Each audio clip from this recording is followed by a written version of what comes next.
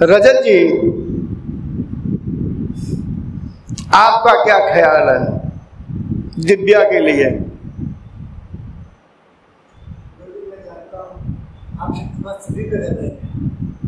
मैंने अभी सभी पे नहीं किया है, नहीं, आप जब 3 साधकाओं पे किया है। मंत्र जाप कर रहे हैं, आपके सामने जो ध्यान कर रहे हैं, की बातें।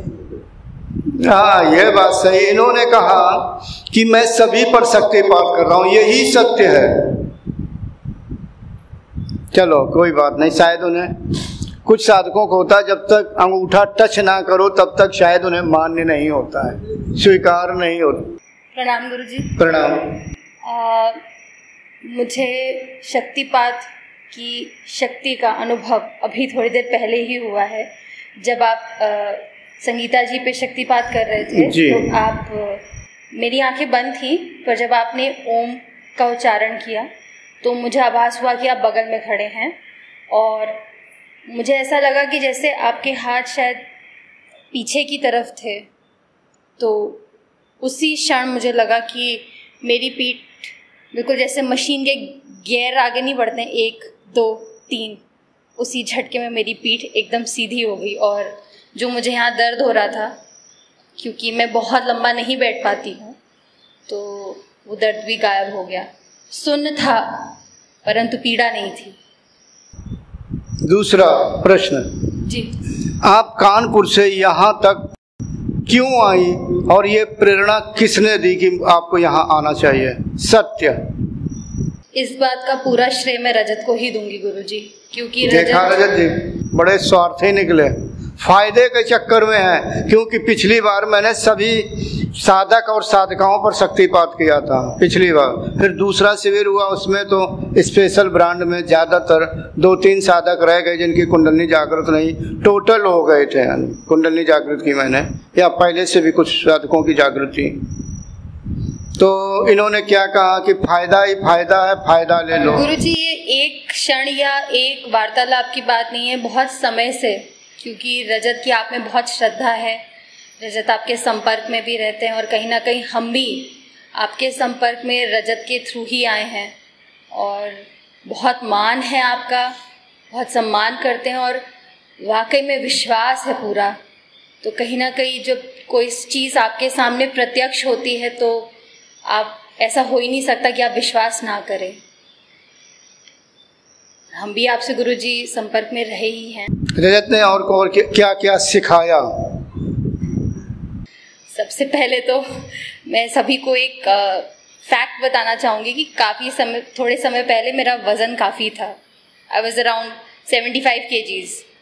तो इस चीज़ के लिए मुझे रजत ने ही प्रेरित किया। घर पे भी सब करते थे, बिकॉज मैं जॉब करती हूँ और सिटिंग जॉब है, बैठ के ही काम करना पड़ता है, तो उस कारण वज़न बढ़ गया था। और मैंने आपकी जितनी भी वीडियो देखी है और जब भी आपसे बातचीत भी की है, तो आपने ये कहा कि साधक का शरीर लचीला होना चाहिए, उसके शरीर में किसी प्रकार का, उसका शरीर उसकी साधना के लिए अवरोध नहीं होना चाहिए।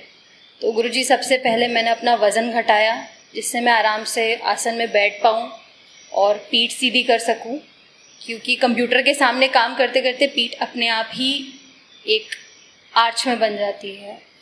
और रजत ने क्या कहा कि आप चलिए यहाँ पर, यानी शिविर में आइए?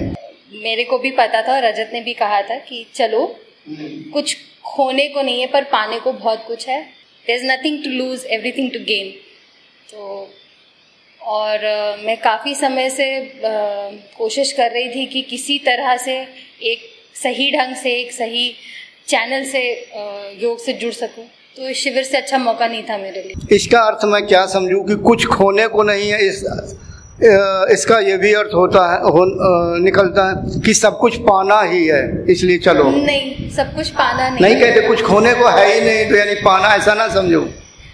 मतलब इसको आप उस तरह से ना लीजिए। मैं बस यही कहती हूँ कि यहाँ आके, क्योंकि सभी के सानिध्य में आपकी बातें सुन के बहुत कुछ सीखने को मिल रहा है। सख्त मनाही कर दी है।